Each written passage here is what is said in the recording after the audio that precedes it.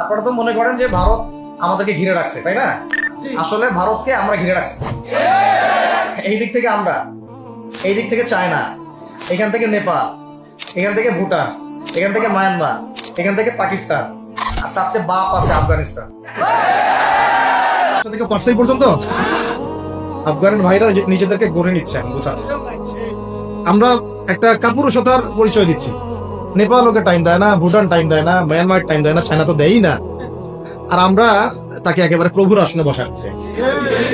আমরা কি দিছি?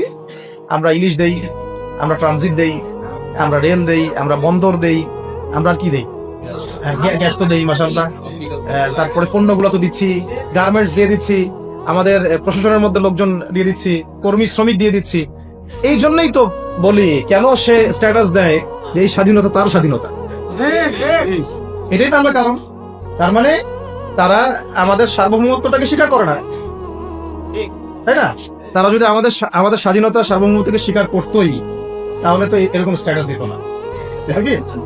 তো এখন কথা হচ্ছে, আমরা মাথা নত করার জাতি না। আমাদের নবী মুহাম্মদ সাল্লাল্লাহু আলাইহি ওয়াসাল্লাম মাথা উঁচু করে দাওয়াতি কাজ করছেন। মার খেলেও কখনো তিনি মাথা নিচু করেন নাই। সাহাবায়ে কেরাম রাদিয়াল্লাহু আনহুম আজমাইন মাথা উঁচু করে দাওয়াতের কাজ করছেন, কারোর সামনে মাথা নত করেন নাই ইল্লাল্লাহ, আল্লাহ ছাড়া। মার খেয়েছেন, হিজরত করতে হলে হিজরত করেছেন, কখনো মানুষ গালি দিয়েছে, গালি সহ্য করেছেন, কখনো মদিনায় চলে যেতে হয়েছে, দেশ ছাড়তে হয়েছে, দেশ ছাড়ছেন। আবার কখনো ইসলামী রাষ্ট্র কায়েম করতে রাষ্ট্র কায়েম করছেন। জিহাদ করার দরকার জিহাদও করছেন, কেতালের দরকার কেতালও করছেন। আস্তে আস্তে মক্কা বিজয় করছেন, করেন নাই? সিরাত পড়তে হবে, সিরাতের ধারাগুলো আমাদেরকে বুঝতে হবে। এখন আমরা তো তার উত্তরসূরি, আমরা তাদের উত্তরসূরি। প্রথম কথা হচ্ছে, আমরা আমাদের নতজানু মনোভাবটাকে আগে ত্যাগ করতে হবে, এক নাম্বার। আর অতীতের জীবনের যে ভুল ত্রুটিগুলো দ্রুত সংশোধন করতে হবে। এখন আর আমাদের হাতে অনেক লম্বা সময় আছে এমন না বিষয়গুলো। কত কি যে দ্রুত হয়ে যাবে আপনি হয়তো ভাবতে পারেন। বিশ্বটা খুব দ্রুত চেঞ্জ হচ্ছে। এই অল্প সময়ের মধ্যে আফগানের ভাইরা দাঁড়ায় গেছে, অল্প সময়ের মধ্যে সিরিয়া দেখলেন যে পরিবর্তন হয়ে যাচ্ছে। তারপরে আপনি কয়দিন পরে দেখবেন ইনশাআল্লাহ যে এই আপনার প্যালেস্টাইনের অবস্থাও পরিবর্তন হবে ইনশাআল্লাহ।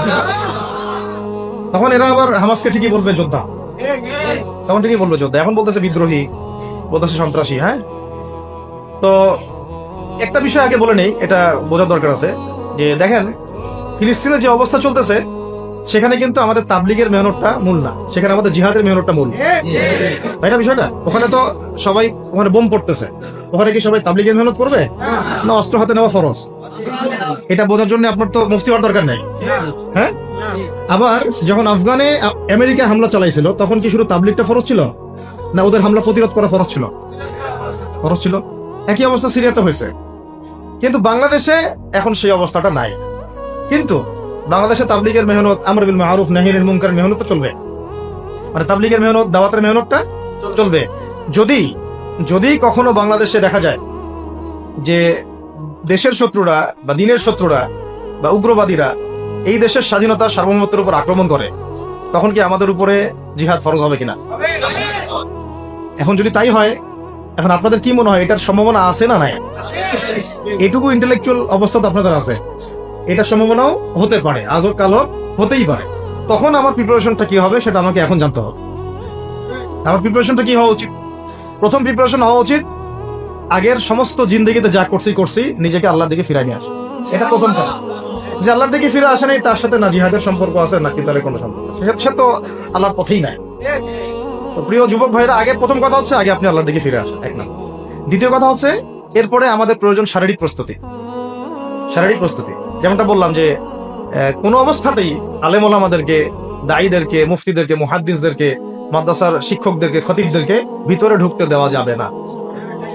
কারণ আপনাদেরকে যদি ভিতরে নিয়ে যাওয়ার স্কোপ পায় তারা নতুন করে আবারও কেউ, তাহলে আর সুস্থ রাখবে না, ফিজিক্যালি আপনি ঠিক থাকতে পারবেন না। অতএব একটা সামাজিক প্রতিরোধ গড়ে তুলতে হবে সবসময়। মানে একটা এলাকার মধ্যে একজন আলেম আছেন, সে আলেমকে এলাকা থেকে নিতে পারবে না, তাকে নেওয়ার আগে 100 জনের উপর গুলি চালাইতে হবে, এমন একটা মুভমেন্ট থাকতে হবে। প্রতিবাদ না করলে আপনি বান্দরবনে যান, বান্দরবনের পাহাড়ি এলাকায় গিয়ে কোন একটা পাহাড়ি লোককে উঠাই নিয়ে আসেন, দেখি কত বড় সাহস আছে। আর্মি পর্যন্ত পারে না। কে পারে না? সেনাবাহিনী পারে না। পারে? পাহাড়িরা ওইখানে ঐক্যবদ্ধ হয়ে যায়, ওদের মহিলারা ঝাড়ু নিয়ে সামনে চলে আসে। এই আমাদের বান্দরবানের কথা বলতেছে। ওখানে যে কুকিচিং একটা ফ্রন্ট গঠন করছে সশস্ত্র বিদ্রোহীরা, ওই অংশটুকুকে নিয়ে একটা মাস্টার প্ল্যান আছে ওদের। ওই অংশটুকুতে তারা একটা খ্রিস্টান রাজ্য বা আলাদা একটা পাহাড়িদেরকে নিয়ে একটা রাষ্ট্র প্রতিষ্ঠা করতে চায়। এটা ওদের স্বপ্ন আর কি।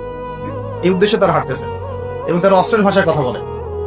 ওখানে তারা পতাকা বানাইছে, মানচিত্র বানাইছে, এমনকি লাস্ট টাইম আমরা ওখানে গিয়ে শুনলাম যে মুদ্রাও নাকি বানাচ্ছে।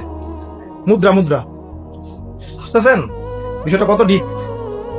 আমাদের রাষ্ট্রে যে কত সমস্যা, আর জানি না যারা দায়িত্বে আছে তারা কি করতেছে, আসলে কোন দিকটা সামাল দিচ্ছে। অর্থনৈতিক দিকটা দেখবে না এই পাহাড়ি এলাকার সমস্যাগুলো মেটাবে, নাকি আমাদের মুসলিম উম্মার অভ্যন্তরীণ সমস্যাটা মেটাবে, না শহীদ ভাইদের খবর নিবে, না পঙ্গু ভাইরা যারা পড়ে আছে হাসপাতালে তাদের খবর নিবে? সিনেমা দেখতে বসে গেছে। কোন আক্কেলে সিনেমা দেখেন আপনি? সিনেমা দেখার সময় কোথায়? সিনেমা দেখার সময় কোথায়? এই যে যতগুলো ভাই শহীদ হয়েছে তাদের পরিবারের খোঁজ খবর নেওয়া লাগবে না? এবং যতগুলো ভাই এখন হাসপাতালে কাতরাচ্ছে তাদের সঙ্গে হাজার ছাত্র ভাই, তাদের চিকিৎসা করানো লাগবে না? যত মানুষকে গুম করা হয়েছে তাদেরকে মুক্ত করা লাগবে না? তারাও তো জানে এটা অন্যায়, এবং যারা করে তারাও বলে এটা অন্যায়। জানেন, যারা করে তারাও বলে এটা অন্যায়। এবং আমাকেও বলেছিল যে আমি জিজ্ঞাসা করেছিলাম যে আমাকে যদি মানে প্রকাশ্য কোর্টে চালান করে দেওয়া হয় এবং জাতির সামনে বলা হয় যে আমাকে গুম করা হয়েছে, এবং এরপর যদি বলা হয় যে আমাকে গুম করার পরে কোন রকমের নেগেটিভ কিছু পাওয়া যায় নাই তাই আমরা ছেড়ে দিয়েছি, এই কথাটা কি বলা যাবে কি জানবে? তারা বলছে যে না, এটা বলা যাবে না, কারণ এই কাজটা তো মানবতা বিরোধী অপরাধ, এটা করলে তো বললে তো সবাই আবার বুঝে নেয়। তো এই হলো অবস্থা। ওখানে আমরা বুঝেছি যে বাংলাদেশের প্রশাসনে দুইটা ভাগ আছে।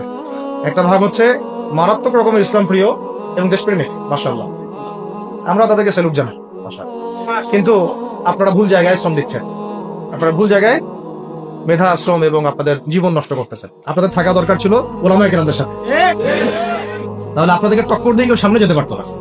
আপনারা খালিদ বিন ওয়ালিদ হতে পারতেন আমাদের, আপনারা কিন্তু ওমর ইবনে খাত্তাব হতে পারতেন। ওইখানে ঢুকে আপনারা শুধুমাত্র দুনিয়ার স্বার্থে সব নষ্ট করতেন। আমাদেরকে বলা হচ্ছে হুজুর বদদোয়া করিয়েন না, হুজুর ছেড়ে দিচ্ছেন, আমাদেরকে বদদোয়া দিয়েন না আবার বের হয়ে। আমাদের চাকরিটা, ডিউটি এটা। এক ভাই আমাকে কোরআন এনে দিয়েছিল, নির্জনতা তো ওখানে, নির্জনতার সঙ্গে হচ্ছে কোরআন এবং নামাজ। তো এক ভাই দেখেছে আমি একটু নির্জন, মন খারাপ বসে আছে, একটা কোরআন নিয়ে এসে দিয়েছে, হুজুর কোরআন পড়েন আপনি, মন ভালো হবে। আরেকজন এসে কোরআন নিয়ে চলে গেছে। কোরআন পড়ে ওখানে যদি আপনি আবার উল্টাপাল্টা কিছু করেন, ওদের নিয়ম নাই কোরআন দেওয়ার কি নাই, নিয়ম নাই। তো এই হলো অবস্থা। কথা হচ্ছে যে এই ভাইদেরকে মুক্ত করাও তো তাদের কাজ ছিল। যে ওলামায়ে কেরামদের একজনের উপরে 3টা 4টা 5টা 10টা করে মামলা এখনো ঝুলতেছে, তাদেরকে মুক্ত করা উচিত ছিল না? আর এই পুরো জুলুমের পিছনে যত জালেম ইনভলভ ছিল তাদেরকে আইডেন্টিফাই করে ভিতরে ঢুকানো উচিত ছিল না? হয়েছে সবকিছু? এই জিনিসগুলোর মধ্যে অনেক গ্যাপস আছে। এগুলো যদি এভাবে চলতে থাকে তাহলে আগামীতে আমরা যারা ইসলামিক রাজনীতি করবো বলে চিন্তা করতেছি বা ইসলামকে রাষ্ট্র ক্ষমতায় নিতে চাই, আমরা কিন্তু বেগ পাবো, ভালো রকমের বেগ পাইতে হবে।